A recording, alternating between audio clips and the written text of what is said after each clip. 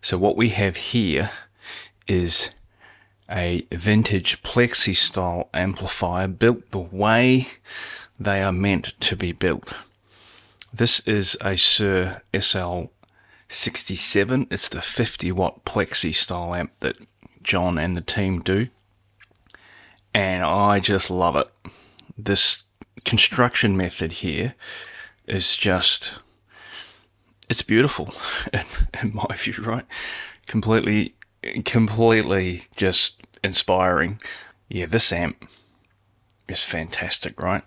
There's nothing wrong with this amp. The reason it's in here is because the owner wants me to update it with the Mark II editions, which is, you know, switchable bright cap, the fat cap, and it's the mid, you know, the mid boost, right, which is the mid pot. This is the treble channel, obviously.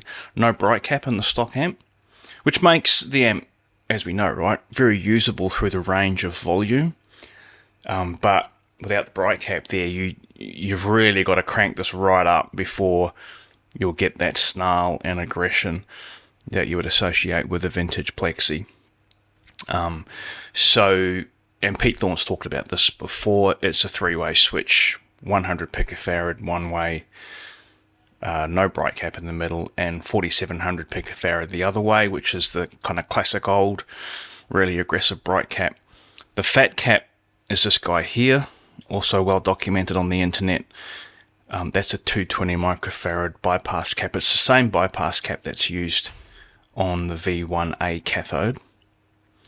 Okay, so here we've got an 820 ohm resistor, which is the cathode for V2A, and it's actually got two bypass caps, right, which is, as discussed, was how Ed's amp was, which had a 0.68 bypass cap, which would have been factory, and then the fat cap added over the top. So both all in parallel with one another. We've got Mallory M150 coupling caps all throughout here, which are great, no problems there.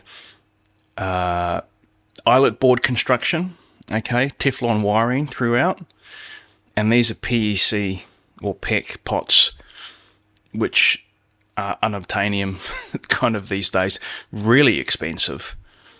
And these are amazing. These will last, well, they'll outlast all of us, that's for sure. Classic Lamar style post-phase inverter master here. So again, just implemented beautifully. I mean, the workmanship in this thing is just, I love it. Absolutely love it. These have, as we know, right, the high and low voltage mode. So the kind of the built-in variac, which is switching the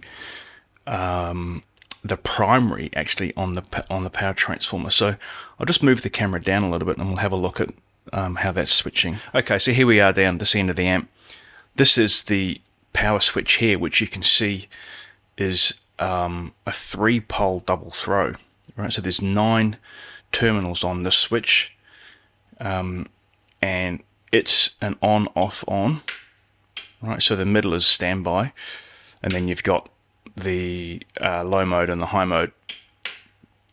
And the reason it's got so many terminals on the switch is because not only is it switching the primary that's used, but it is changing which of these bias pots is applicable, if you like, right? Because when you change the plate voltage on your power tubes here, you want the amp to be rebiased at that point. So your normal B plus, and again, this emulates what would happen if you're, say, in the US and you've got 120 volts on the mains, and then you dial your variac down to 90 volts, your B plus will come down. So if you've got, you know, say 480 plate voltage at normal mains, and you drop it down to 90 volts at the wall, your plate voltage will drop to about 370.